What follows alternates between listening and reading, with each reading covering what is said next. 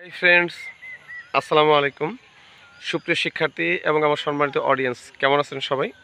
একটু দেরি হয়ে গেল, সারাদিন এত বেশি ব্যস্ত ছিলাম যে আপনাদেরকে কোনোভাবেই কোনো ভিডিওর মাধ্যমে কোনো ধরনের ঈদ শুভেচ্ছা জানাতে পারিনি।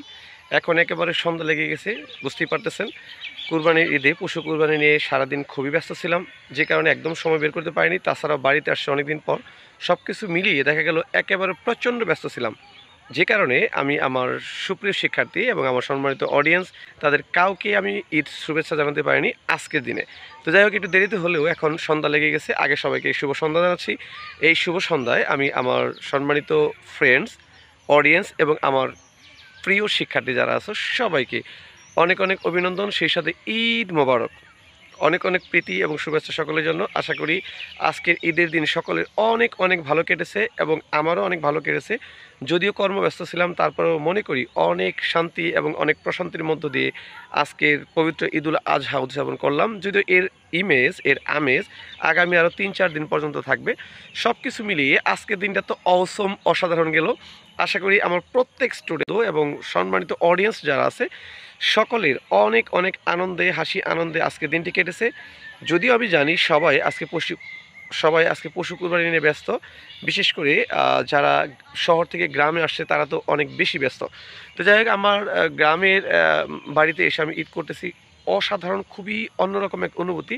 তো জানেনই, আসলে আমরা গ্রামেই ঈদ করি, যদিও গ্রামের মানুষ, গ্রামেই বড় হয়েছি।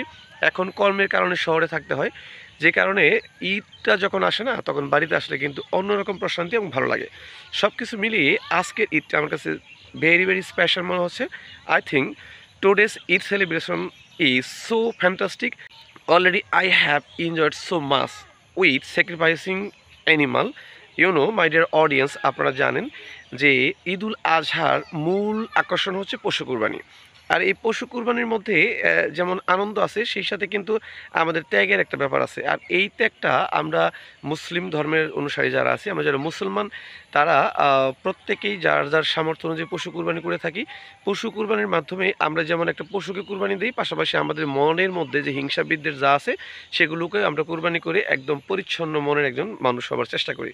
তো যাই হোক, সকলেই পশু কুরবানি করেছেন। আল্লাহ পাক প্রত্যেকের পশু কুরবানিকে কবুল করুক এবং এই পশু কুরবানির মাধ্যমে আমাদের অতীতের যত ধরনের ভুল ভ্রান্তি আছে আল্লাহ পাক সেগুলো ক্ষমা করে দিয়ে আমাদেরকে সামনে সুন্দর এবং স্বাভাবিকভাবে চলার তৌফিক দিক এবং ঈমানের সহিত চলার তৌফিক দিক।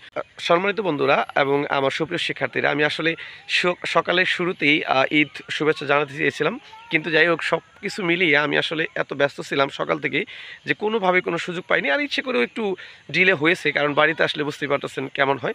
সব কিছু মিলিয়ে একটু দেরি হলেও আবারও আমি আমার সুপ্রিয় শিক্ষার্থী এবং আমার অডিয়েন্স, পরিচিত অপরিচিত যারা আমাকে ফলো করেন এবং আমি যাদেরকে ভালোবাসি, সকল প্রিয় বন্ধু, বিশেষ করে আমার ম্যাথমেটিক্স অ্যান্ড সায়েন্স জোনের সকল শিক্ষার্থী, সকল অডিয়েন্স এবং সম্মানিত ভিউয়ার্স যারা আছেন, সবাইকে আবারও ঈদ মুবারক।